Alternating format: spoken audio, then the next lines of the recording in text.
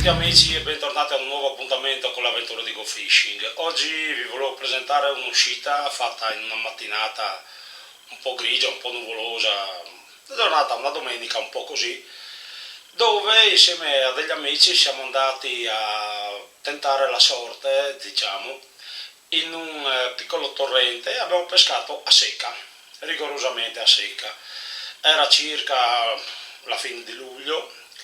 I livelli erano un po' bassi e abbiamo voluto provare e cercare i pesci un po' in caccia, non c'erano bollate, non c'era attività ovviamente, almeno non c'è stata nel periodo in cui noi abbiamo pescato, e vi dirò che ci siamo divertiti, è stata una bella uscita.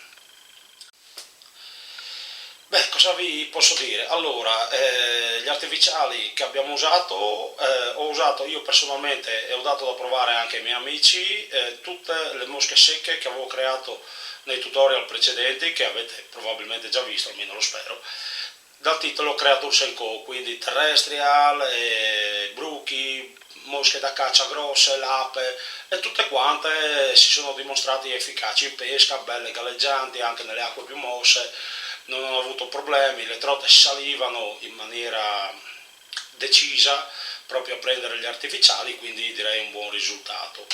Oltre a questi artificiali ho voluto provare anche una grossa emergente sempre da caccia.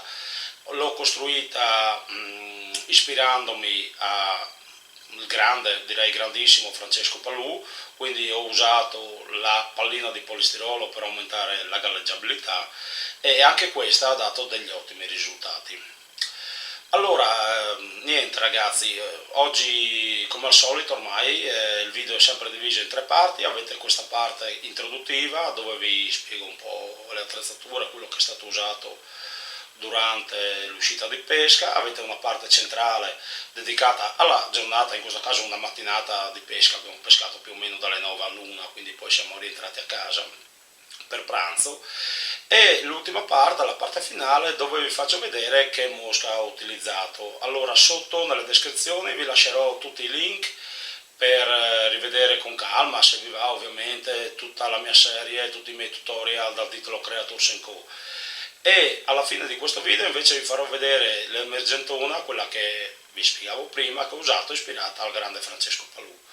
Come attrezzatura, per concludere, io personalmente ho usato la mia 7.6 Coda 5 a forma quadrata, azione extra fast in bambù, costruita da me, che prima o poi faremo anche lì un video dove ve la farò vedere con calma e tutto quanto, insomma vi farò vedere l'azione, come lancia, cosa fa. Gli altri amici che erano con me hanno utilizzato delle canne in carbonio normali che andavano dai 7,6 agli 8,6 come piedi, per code 4 o 5. Questa è stata generalmente la giornata, le attrezzature che abbiamo usato durante la giornata di pesca. Mi sembra di aver detto tutto, non vi rubo più altro tempo, vi lascio alle immagini dal video. Ovviamente vi ricordo, se vi va, di iscrivervi al canale, lasciare un like e arrivederci alla prossima avventura di Go Fishing. Ciao e a presto ragazzi, ciao!